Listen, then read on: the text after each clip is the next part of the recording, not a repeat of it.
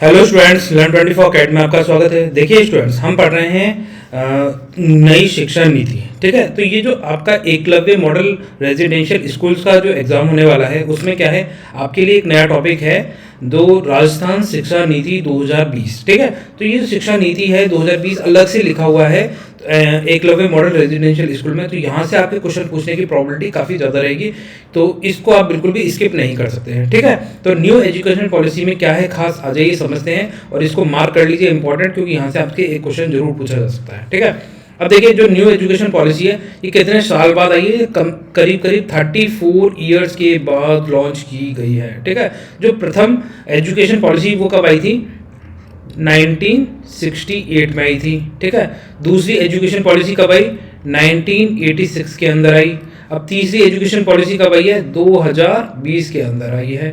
तो ये इन तीन को आपको याद रखना है। ठीक है, अब तक कितनी एजुकेशन पॉलिसी लॉन्च करके, तीन एजुकेशन पॉलिसीज आई हैं, जिसमें से फर्स्ट जो एजुकेशन पॉलिसी आई थी इंदिरा गांधी लेकर आई थी, 1968 में लेकर आई थी। ठीक है, फिर 1986 के अंदर राजीव गांधी के समय में दूसरी एजुकेशन पॉलिसी लाई गई थी, और तीसरी एजुकेशन पॉलिसी 2020 में लाई गई है नरेंद्र मोदी सरकार के द्वारा। ठीक है, तो इन तीन पॉइंट को बहुत अच्छे से याद रख लेना, यहाँ से आपसे एग्जाम में क्वेश्चन पूछा जा सकता है।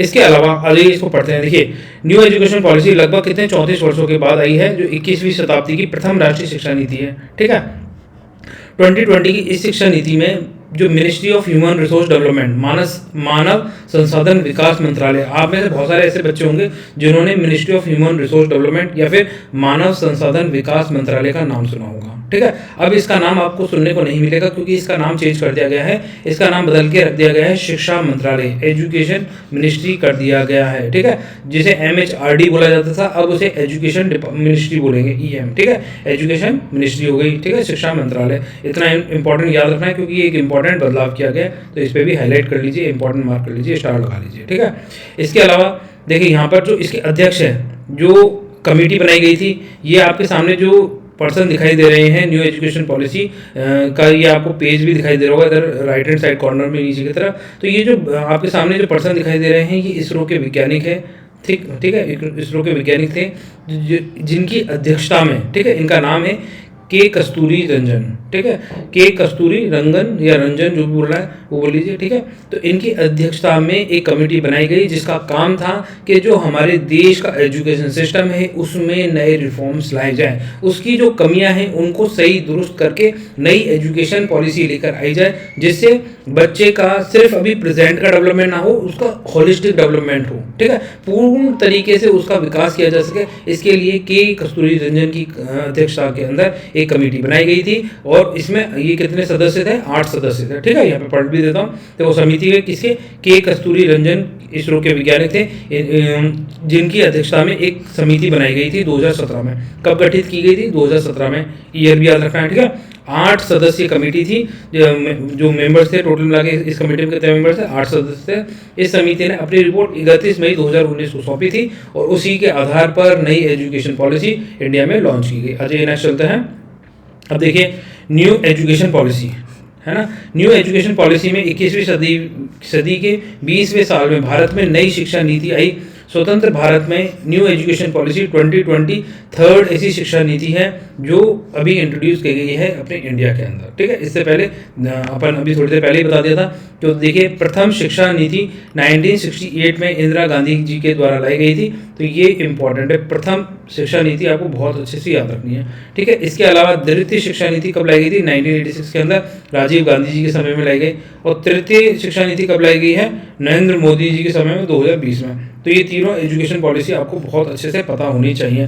अब देखिए यहाँ पे आपके सामने 2 फिगर दिखाई दे रहे हैं, फर्स्ट एंड सेकंड। ठीक है, तो ये जो पहला बच्चा आपको दिखाई दे रहा है, ठीक है, तो ये हमारे किस चीज़ को रिप्रेजेंट करता है, ये प्रथम एजुकेशन पॉलिसी को थोड़ा थोड़ा रिप्रेजेंट करता है। कैसे, आप इस तरीके से समझिए। इसमें जो था, जब पहली शिक्षा नीति थी उसमें क्या था, बच्चों को क्या है, प्राथमिक शिक्षा देनी है, बस मेजर ऑब्जेक्ट था कि बच्चे कम से कम पढ़े लिखे हों।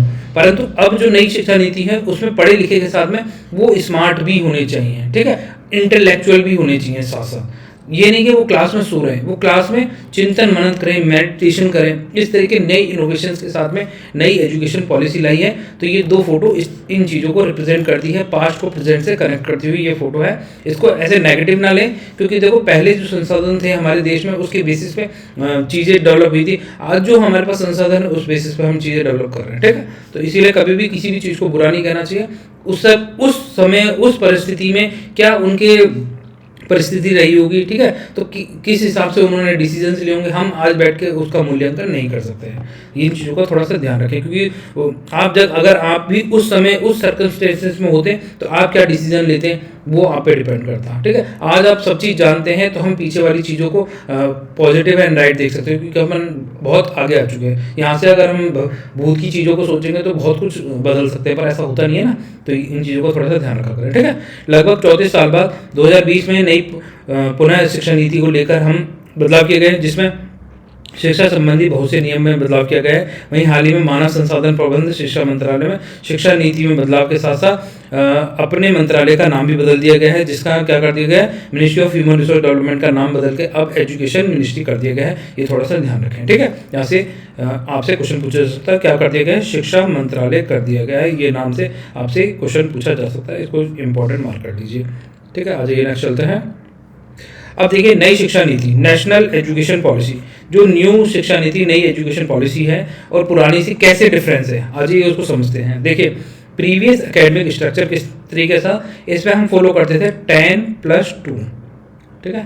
10+2 बोलते थे, 10+2। तो 10 क्या होता था, 10 हमारा जो फर्स्ट क्लास से लेके 10 क्लास तक की सिस्टम को बोलते थे, और 2 क्या है 11th एंड 12th को बोलते थे, ठीक है। जिसमें एज ग्रुप कितना हो जाएगा, 16 से 18 साल के बच्चे आते हैं, और 10 तक में कौन से 6 से 16 साल तक के बच्चों के लिए 10+2 था, ठीक है। इसमें जो प्राइमरी एजुकेशन था, प्री प्राइमरी, ठीक है, ये वाला प्री प्राइमरी, ये तो प्राइमरी हो गया, ये सेकेंडरी हो गया, ठीक है। तो प्राइमरी ये वाला हो गया, ठीक है, जिसमें 10 है। सेकेंडरी कौन सा हो गया, 2 हो गया। अपन ये बोलते हैं प्राइमरी सेकेंडरी। अब जो प्री प्राइमरी था, पीपी, ठीक है, तो इसके ऊपर कोई फोकस नहीं था अभी तक।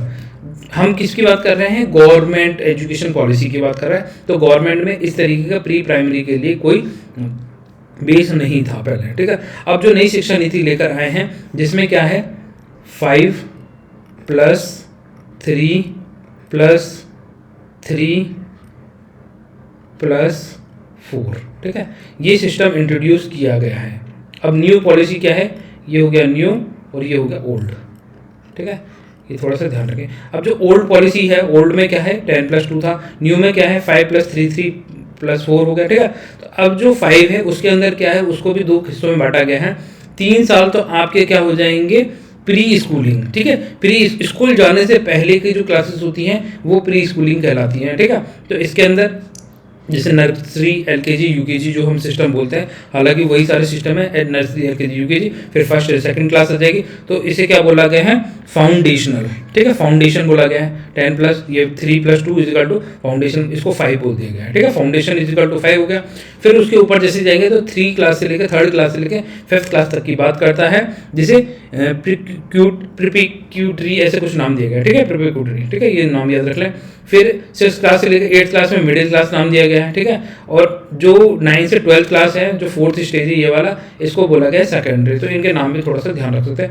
आज ये मैं पढ़ देता हूँ यहाँ पर। देखो नई शिक्षा नीति 2020 के तहत 2030 तक क्या टारगेट रखे गए हैं कि जो स्कूल में एनरोलमेंट है उसको कितना करना है, 100% करना है। स्कूलिंग एनरोलमेंट बच्चों का 100% तक पहुंचाना है। मतलब कोई भी बच्चा ऐसा ना रहे जो स्कूल नहीं जाता हो, ठीक है। तो देश में जितने ही बच्चे हैं 2030 तक ये टारगेट रखा गया कि 100% हर बच्चा स्कूल जाए। ये वाली 2030 जो हमारी नई एजुकेशन पॉलिसी है 2020, उसका एक लक्ष्य है। तो यहाँ से एक क्वेश्चन बन सकता है, इसको इंपॉर्टेंट मार्क कर लीजिए, इंपॉर्टेंट लिख लीजिए, ठीक है।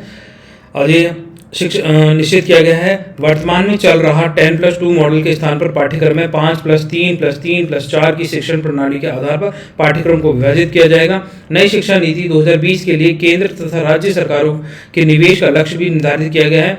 राष्ट्रीय शिक्षा नीति नेशनल एजुकेशन पॉलिसी 2020 के तहत सकल नामांकन अनुपात को वर्ष 2030 तक 100% लाने का टारगेट रखा गया है। ये एक इम्पॉर्टेंट पॉइंट है, यहाँ से आपसे क्वेश्चन पूछा जा सकता है, इसको मार्क कर लीजिए, इंपॉर्टेंट मार्क कर लीजिए, ठीक है। जिसमें केंद्र तथा राज्य जो सेंट्रल गवर्नमेंट है तथा स्टेट गवर्नमेंट है शिक्षा क्षेत्र सहयोग के लिए देश के 6% GDP के बराबर शिक्षा क्षेत्र में निवेश करेंगी। ठीक है, तो यहाँ पर कितना जो केंद्र राज्य सरकार है उसमें देश का 6% GDP किस पे जो देश की GDP है, जैसे मान लीजिए 100 रुपये मिलते हैं, ठीक है, GDP में, तो इसका 6% किस पे पैसा खर्च किया जाएगा, एजुकेशन में, है ना, खर्च किया जाएगा। ठीक है, ये थोड़ा देखना, शिक्षा क्षेत्र में इस पे इन्वेस्ट किया जाएगा। ठीक है, आज ये नेक्स्ट चलिए, यहाँ से भी क्वेश्चन बन सकता है। एक तो ये हो गया 100% नामांकन वाला, और एक GDP का कितना प्रतिशत, 6%। ये 2 क्वेश्चन हो गए, ये आपको अच्छे से याद रखना है। ठीक है, आज हम नेक्स्ट चलते हैं। अब देखिए ये जो अपन ने पीछे पढ़कर आए जो 5 वर्ष, 3 वर्ष, 3 वर्ष और 4 वर्ष, तो इसमें जो एज ग्रुप है, जैसे प्री प्राइमरी 3 वर्ष तक हो गई, फिर कक्षा 1 से 2 हो गया, और ये 6 से लेकर 8 वर्ष तक के बच्चे इसमें पढ़ेंगे। ठीक है, तो ये विद्यार्थी की उम्र कितनी हो गई, इसके अंदर 2 हो गई। एक तो क्या होगा 3 वर्ष से 6 वर्ष, और 6 वर्ष से 8 वर्ष। ठीक है, तो 6 और 7, मतलब इसको तो बोलिए 7, और इसमें 8, और इसमें हो गया 3, 4, 5 और 6। ठीक है, 3 मतलब ये 4, 5, 6, ये 4, 3 से 6, मतलब इस तरीके से। अब ये 3 वर्ष का प्रोग्राम ये हो गया, 7 और 8 वर्ष का ये हो गया, है ना, या फिर 6 और 7 वर्ष बोल दीजिए, मतलब 8 वर्ष तक। 7 वर्ष है, अब ये 8 वर्ष यहाँ से स्टार्ट हो जाएगा, 8 से लेके 11, 11 से लेके 14, और 14 से लेके 18। जैसे भी आप चाहें वैसे इनको याद कर लीजिए, क्योंकि यहाँ से देखो क्वेश्चन एज ग्रुप भी आपसे पूछ लिया तो आप क्या करेंगे, इसलिए थोड़ा सा एज ग्रुप पे भी ध्यान दे सकते हैं। ठीक है,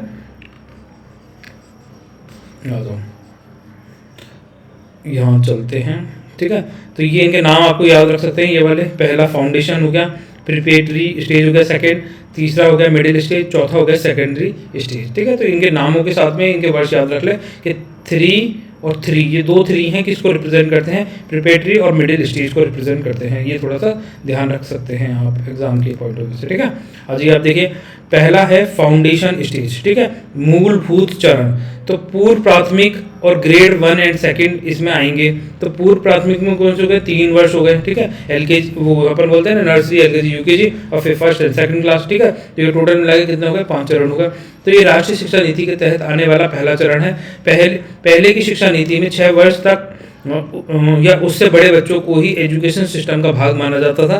देखो जो गवर्नमेंट क्राइटेरिया है उस हिसाब से, तो जो 6 वर्ष से अधिक उम्र के बच्चे थे उनको ही एजुकेशन सिस्टम का भाग माना जाता था। ठीक है, उससे नीचे के बच्चे अगर प्राइमरी, LKG, UKG में पढ़ रहे हैं तो उनका कोई रिकॉर्ड नहीं है, कोई उनको एजुकेशन सिस्टम का भाग नहीं माना जाता। अब उनको एजुकेशन सिस्टम का भाग माना जाएगा नई एजुकेशन पॉलिसी के तहत। ठीक है, 3 वर्ष से कितने, मतलब 6 वर्ष तक के बच्चे। ठीक है, और ये थोड़ा सा ध्यान रख सकते हैं। ठीक है, अब तो यहाँ पर इसमें क्या होगा, फॉर्मल एजुकेशन में अब इनको इंक्लूड कर लिया गया है प्री प्राइमरी को, तो इसमें यानी 3 से लेकर 6 वर्ष के बच्चे भी शिक्षा व्यवस्था का भाग माने जाएंगे। ठीक, तो ये चीज़ें थोड़ी सी ध्यान रखें। आज ये नेक्स्ट चलते हैं, हम देखें प्रिपरेटरी स्टेज। ठीक है, 3 वर्ष। अब प्रिपरेटरी स्टेज ये भी 3 वर्ष तक चलेगी। इसमें कौन सी कक्षा 3 से लेकर 5 तक को शामिल किया गया है, जिनकी उम्र कौन से कक्षा 8 से वो एज 8 से 11 वर्ष के बीच के बच्चे होंगे। इन कक्षाओं के छात्र अपनी मातृभाषा जो उनकी मदर टंग होगी उसमें एजुकेशन ले सकते हैं, स्थानीय भाषा में उनको एजुकेशन दी जाएगी। ठीक है, तो प्रिपरेटरी स्टेज में क्या कौन सी लैंग्वेज इंट्रोड्यूस कर दी गई है, मदर टंग या फिर लोकल लैंग्वेज में उनको एजुकेशन प्रोवाइड कराई जाएगी। ये थोड़ा सा ध्यान रखें, इस चीज़ की बात करता है ये वाला, इसीलिए अलग अलग स्टेज जोड़ी गई है ना, कि इसमें क्या चीज़ नई इंट्रोड्यूस करी गई ये पता होना चाहिए आपको। ठीक है, नई शिक्षा नीति के तहत ये कदम सही सोच को उठाया गया है और अपनी भाषा में ज्ञान अर्जित करना ज़्यादा रोचक व सरल होता है। इसके चलते विद्यार्थियों को दिया ज्ञान ज़्यादा प्रभावी और कारगर होता है। ठीक है, तो आज ये नेक्स्ट चलता है। अब देखिए तीसरा है मिडिल स्टेज, 3rd स्टेज। ठीक है, 3 वर्ष। तो ये भी कक्षा 6 से 8 तक के विद्यार्थी आएंगे जिसकी उम्र 11 से 14 वर्ष के बीच हो सकती है। इसमें कक्षा में क्या सिखाया जाएगा, कंप्यूटर और कोडिंग। ठीक है, तो जो मिडिल स्टेज है ये किसके लिए फेमस हो जाएगी, ये कंप्यूटर वे कोडिंग के लिए हो जाएगी, मतलब इसमें टेक्नोलॉजिकल ज्ञान दिया जाएगा। ठीक है, अभी एजुकेशन के साथ में ही उनकी स्किल्स भी डेवलप करना स्टार्ट कर दिया जाएगा इसके साथ में, मिडिल स्टेज के साथ में। ठीक है, जानकारी दी जाएगी सभी को आवश्यक रूप से रुचि के अनुसार व्यावसायिक प्रशिक्षण, ठीक है, ट्रेनिंग जो कॉमर्शियल ट्रेनिंग हो गई या स्किल उनकी डेवलप की जाएगी और इसके बाद इंटर्नशिप भी करवाई जाएगी। तो मिडिल जो स्टेज है वहीं से ही बच्चों के अंदर है ना आगे भविष्य को लेकर वो क्या करना चाहते हैं, कैसी उड़ान भरना चाहते हैं, उसके लिए उन्हें इंटर्नशिप कराई जा रही है और उसी फील्ड में उनको आगे डेवलप भी कराया जा रहा है। इसके लिए उन्हें मार्क्स भी मिलेंगे। इस तरह के प्रशिक्षण के साथ उनमें व्यवहारिक समझ भी विकसित की जाएगी। इस चरण में बच्चों को बाकी सब्जेक्ट के साथ कोई भी एक भारतीय भाषा, ठीक है, कोई भी एक भारतीय भाषा जैसे क्षेत्रीय भाषा, लोकल लैंग्वेज का भी आवश्यक रूप से ज्ञान दिया जाएगा। ये थोड़ा सा ध्यान रखना, ठीक है। तो इनको क्या है, लोकल लैंग्वेज भी सिखाई जाएगी साथ साथ, जिससे वो और ज़्यादा अपनी स्किल को डेवलप कर सकें। अब देखिए फोर्थ स्टेज, सेकेंडरी स्टेज जो फोर्थ वर्ष की है और ये लास्ट स्टेज रहेगी, ठीक है। तो यहाँ आप देख सकते हैं किस उम्र के बच्चे हैं। तो इस उम्र के बच्चे मतलब कक्षा 9 से लेकर 12वीं तक, मतलब 14 से 18 वर्ष तक के हो सकते हैं इनकी उम्र।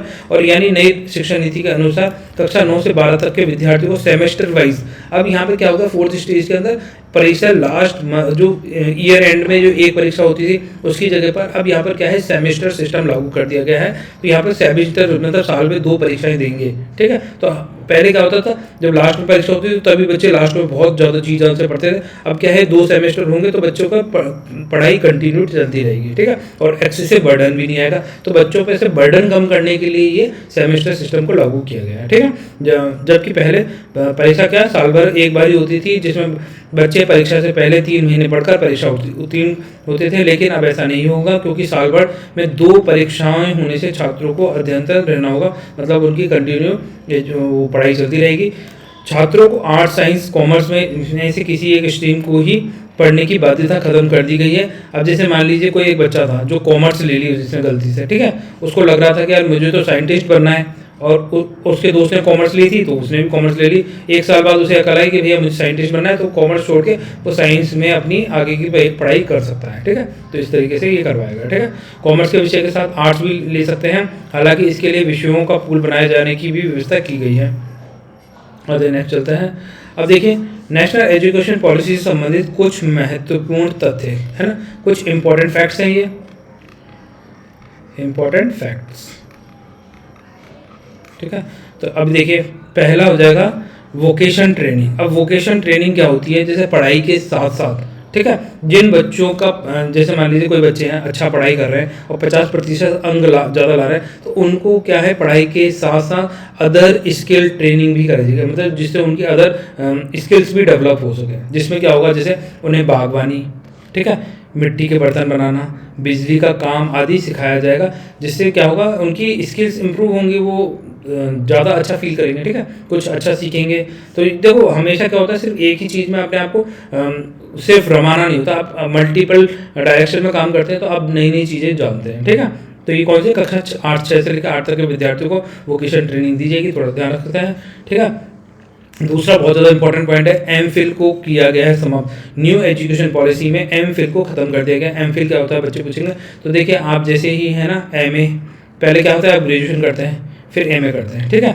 जैसे आपने बीए करा, बीए के बाद एमए करा, एमए के बाद में आप क्या करेंगे, पीएचडी के लिए फॉर्म भरेंगे, ठीक है। पीएचडी कोई मान लो अपने नाम के आगे डॉक्टरेट लगाना चाहता है तो पीएचडी करता है, तो एमए और पीएचडी के बीच में पहले एक होता था एमफिल, ठीक है, ये कम समय की होती थी। ये पीएचडी जैसी मान लीजिए थोड़ा, ठीक है, तो आप पूरी पीएचडी ना करके आप इसमें एमफिल कर ले रहे हैं, तो उससे भी आपका काम हो जाता था। परंतु क्या है अब एमफिल को पूरी तरीके से खत्म कर दिया गया, ये थोड़ा सा ध्यान रखें, क्योंकि ये बहुत ज़्यादा इसका कोई स्कोप भी नहीं था, ठीक है। 4 साल का होगा, ठीक है, एमफिल को समाप्त कर दिया गया है। और बीएड अब नई एजुकेशन पॉलिसी में क्या कर दिया गया है, जो आपके ग्रेजुएशन के साथ में ही आपको बीएड करा दी जाती है, तो ये 4 साल की हो जाती है ना, बीएड 4 साल की हो जाती है, ये वाली बात कर रहा है। तो एमफिल कार्यक्रम को खत्म कर दिया गया है और साथ ही बीएड प्रोग्राम को 2 वर्ष से बढ़ाकर 4 वर्ष कर दिया गया है। भारतीय भाषाओं को बढ़ावा देना, ठीक है, जो इंडियन लैंग्वेज हैं उसको क्या है अब बढ़ावा देना है, तो लोकल लैंग्वेज में पढ़ाई कराने की बात की गई है, ठीक है। तो नई शिक्षा नीति के तहत कक्षा 5 तक अंग्रेजी अनिवार्य है ना, अन्य मातृभाषा तथा क्षेत्रीय भाषा में पढ़ाने की सुविधा दी गई है, ठीक है। तो अंग्रेजी जो अनिवार्य था उसे हटाकर मातृभाषा जो आपकी मदर टंग है और जो आप लोकल लैंग्वेज में पढ़ना चाहते हैं, तो मातृभाषा को लोकल लैंग्वेज को ज़्यादा प्रमोट करने की बात करेंगे न्यू एजुकेशन पॉलिसी में।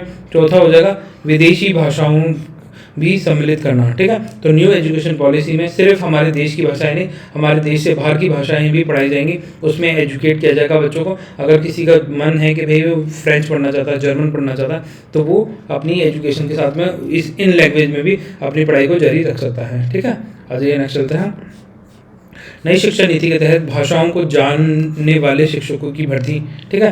तो जो नई शिक्षा, पहले क्या था, अभी तक तो क्या है, जो अपने सब्जेक्ट को जानते हैं उन्हीं की भर्ती हो रही थी। अब जो लैंग्वेज को जानते होंगे, भाषाओं पे जिनकी कमांड होगी, ऐसे शिक्षकों को भी इस नई शिक्षा नीति के तहत उन्हें क्या होगा, रोजगार प्रदान होगा, है ना, रोजगार मिलेगा, उनको एम्प्लॉयमेंट मिलेगा। किसी एक स्ट्रीम के चुनाव की बाध्यता खत्म कर दी गई। अपन ने पीछे देखा कि अब सिर्फ आप, जैसे मान लीजिए आपने कॉमर्स ले रहे थे, तो सिर्फ आपको कॉमर्स में बंद के रहना नहीं है। आप चाहते हैं कि वो आप आर्ट्स में, साइंस में आगे पढ़ाई करना चाहते हैं, ठीक है, आप साइंटिस्ट बनने का सपना लेके चल रहे हैं, तो आप बाद में भी कॉमर्स लेने के बाद साइंस में अपनी पढ़ाई पूरी करके साइंटिस्ट बन सकते हैं, ठीक है। तो ये वाली बात है। शिक्षा के साथ कौशल विकास पर भी ध्यान, ठीक है। एजुकेशन के साथ में स्किल्स भी डेवलप कराई जा रही है, वोकेशनल ट्रेनिंग कराई जा रही है। तो ये क्या होगा, स्किल्स डेवलप कर रही है, ठीक है। इंटर्नशिप के लिए उनको मोटिवेट किया जा रहा है, जिसमें संगीत, नृत्य, योग, है ना, मूर्तिकला आदि कार्यों के लिए प्रोत्साहित किया जा रहा है, ठीक है। मल्टीपल एग्जिट मल्टीपल एंट्री, ठीक है। मल्टीपल एग्जिट यही है कि आप मल्टीपल टाइम्स कोई भी स्ट्रीम को ले सकते हैं और मल्टीपल टाइम उसमें से निकल के जाकर दूसरे और स्ट्रीम को ले सकते हैं, ठीक है। तो ऐसे कोई बात ही नहीं है कि आप 2 बार किसी सब्जेक्ट को ले सकते हैं या 4 बार। आप जितनी बार चाहें जितनी बार सब्जेक्ट चेंज करें और जितनी बार चाहें उतनी बार अपनी पढ़ाई आगे जारी रखें, ठीक है। इसके लिए आपको सर्टिफिकेट या डिप्लोमा इशू किया जाता है। फिर पूरी डिग्री ना देकर सर्टिफिकेट एंड डिप्लोमा दे दिया जाएगा, जितने पीरियड के लिए आपने पहली वाली डिग्री करी है, ठीक है। अकादमिक बैक ऑफ क्रेडिट, ठीक है। इसमें क्या होगा, विद्यार्थियों से संबंधित जानकारियां, डॉक्यूमेंट्स को क्या करेंगे, डिजिटलाइज कर दिया जाएगा, जिससे क्या होगा, इन फ्यूचर अगर उनको अपने डॉक्यूमेंट्स की ज़रूरत है तो वो यहाँ से उनको देख सकता है, ठीक है। भारतीय उच्च शिक्षा आयोग, है ना, तो Indian high commission, education commission का गठन किया जाएगा, जिसके तहत ये कार्य करेगा। कोई भी एजुकेशन सिस्टम में कोई रिफॉर्म्स लाने हैं, कुछ इंट्रोड्यूस करना है, ठीक है, कोई पॉलिसीज़ बनानी है, कोई फॉर्मेशन करना, तो ये सारे काम कर सकता है, ठीक है। विकलांग बच्चों के लिए भी यहाँ पर नई शिक्षा नीति में बदलाव किए गए हैं। आज ये नेक्स्ट चलते हैं। अब देखिए NEP, राष्ट्रीय शिक्षा नीति के उद्देश्य, objectives of the new education, national education policy के क्या ऑब्जेक्टिव्स हैं। तो देखो, मेजर ऑब्जेक्टिव यही है कि जो हमारा ढर्रे पे चला आ रहा पुराना एजुकेशन सिस्टम था, उसमें नए रिफॉर्म्स लाना, जिससे क्या होता है, समाज के वंचित वर्ग, ऐसे व्यक्ति को भी सम्मिलित किया जा सके, उनको भी पढ़ने का मौका मिल सके, जो अभी तक शिक्षा से वंचित थे, ठीक है, जिनको एजुकेशन नहीं मिल पा रही थी। अभी क्या था, 10+2 का सिस्टम था, तो प्री प्राइमरी एजुकेशन हमारे एजुकेशन सिस्टम का भाग ही नहीं था, ठीक है, तो उसको भी इंक्लूड करना था। तो और उसके अलावा भी बहुत सारी कमियां थी, जैसे जो हमारा एजुकेशन मिनिस्ट्री होनी चाहिए उसका नाम था ministry of human resource and development. तो इस तरीके से जो मेजर चेंजेस थे वो करने के लिए न्यू एजुकेशन पॉलिसी लेकर आए हैं। इनकी जो कमियां थी, शिक्षा बजट के लिए सुझाव, ठीक है, तो शिक्षा बजट के लिए क्या सुझाव दिया गया था, नई नेशनल एजुकेशन पॉलिसी लागू, सरकारी खर्च का कितना 20% शिक्षा को मिलेगा। तो न्यू एजुकेशन पॉलिसी में ये रखा गया कि जितना भी सरकारी खर्च है उसका 20% तो शिक्षा में खर्च किया जाएगा, ठीक है। और अगर हम बात करें GDP का, तो कितना 6% हम एजुकेशन में खर्च करेंगे, अपन ने पीछे पढ़ा था, याद रखना, ठीक है। शिक्षा, स्कूल, कॉलेज, मतलब अब इनमें क्या होगा, ऑनलाइन स्टडी, फ्री मोबाइल और इंटरनेट की सुविधा भी उपलब्ध कराई जाएगी। कोविड से बचाव और सैनिटाइजेशन के लिए भी बजट में अलग रकम दी जाएगी। एजुकेशन लोन लेना आसान बनाया जाए, इस पर ब्याज की दरें भी कम की जाएंगी, ठीक है। तो ये थोड़ा सा ध्यान रखें। आज नेक्स्ट चलते हैं। अब देखिए, ये आपका एजुकेशन सिस्टम हो गया है कंप्लीट, ठीक है। और अब आपके लिए ये हैं क्वेश्चन होमवर्क के लिए। आपको ये सारे क्वेश्चन क्या है, कमेंट सेक्शन में लिखने हैं इनके आंसर। तो पहला क्वेश्चन है, भारत में कब तक कितनी, अब तक, अब कर लो इसको, कब नहीं अब, ठीक है, अब तक कितनी बार शिक्षा नीति आ चुकी है। तो कितनी बार आ चुकी है, अपन ने किया था 10 बार, 4 बार, 3 बार या 5 बार। तो जल्दी से कमेंट सेक्शन में लिख के बताएं कि भारत में अब तक कितनी बार शिक्षा नीति आ चुकी है। इस क्वेश्चन को करने के लिए आप 10 से 15 सेकंड का समय आराम से लीजिए और क्वेश्चन गलत नहीं करना है, ठीक है, बहुत ईजी क्वेश्चन है, आराम से करना है। आ जाइए नेक्स्ट चलो। स्कूल पाठ्यक्रम 10+2 पैटर्न की जगह अब कौन सा नया पैटर्न इंट्रोड्यूस किया गया, बताइए इनमें से कौन सा। 10+2+2 3+4, बताइए इनमें से कौन सा किया गया है। 3+3+4+5, 5+3+3+4, 4+3+3+5, ठीक है। तो बताइए इनमें से कौन सा नया एजुकेशन सिस्टम इंट्रोड्यूस किया गया है। और पहले कौन सा था, 10+2 था, ठीक है। तो ये क्वेश्चन कौन सा हो जाएगा, दूसरा क्वेश्चन हो जाएगा, ये भी आपके लिए होमवर्क का क्वेश्चन है। अच्छा, ये तीसरा क्वेश्चन करते हैं। अब देखिए नई शिक्षा नीति 2020 के अनुसार, इसको कर लीजिए, ठीक है, अनुसार शिक्षा पर सकल घरेलू उत्पाद GDP का कितना प्रतिशत खर्च किया जाएगा। बिल्कुल सिंपल है, अभी 2 मिनट पहले आपको पढ़ के बताया था कि भैया GDP का कितना पैसा शिक्षा विभाग द्वारा शिक्षा पर खर्च किया जा रहा है, ठीक है। तो ये कितना खर्च किया जा रहा है, 8%, 10%, 6% या 12%, ठीक है। कमेंट सेक्शन में लिख के बताएं, बहुत ही ईजी क्वेश्चन है, ढंग से अगर याद किया होगा तो आपको याद रहेगा, ठीक है।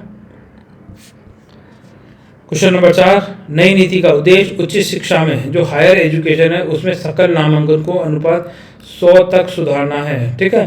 तो कितने, 2030 तक, 2035 तक, 2025 तक या 2040 तक। बहुत ईजी क्वेश्चन है, इसका आंसर आपको बिल्कुल आना चाहिए, इंपॉर्टेंट मार्क भी कर लीजिए, यहाँ से क्वेश्चन भी पूछा जा सकता है एग्जाम में। अगले नेक्स्ट चलता है, न्यू एजुकेशन पॉलिसी 2020 में early child care and education, early, ठीक है, early child care and education ECCE की उम्र क्या होगी, ठीक है। 3 से 8 वर्ष, 3 से 7 वर्ष, 2 से 6 वर्ष और 3 से 6 वर्ष। अब अर्ली चाइल्ड केयर की बात कर रहा है, तो अर्ली चाइल्ड कौन सा होगा इसमें, बताओ जरा, सोच के बताओ अर्ली चाइल्ड कौन सा था, ठीक है। तो देखिए स्टूडेंट्स, ये आपके 5 क्वेश्चन होमवर्क के लिए हो गए।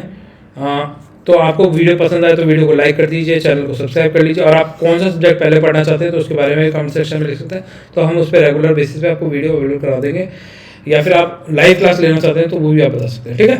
तो फिर स्टूडेंट मिलते हैं नेक्स्ट लेक्चर में, तब तक के लिए बाय। आप सब लोग खुश रहिए, अपना ध्यान रखिए, ठीक है।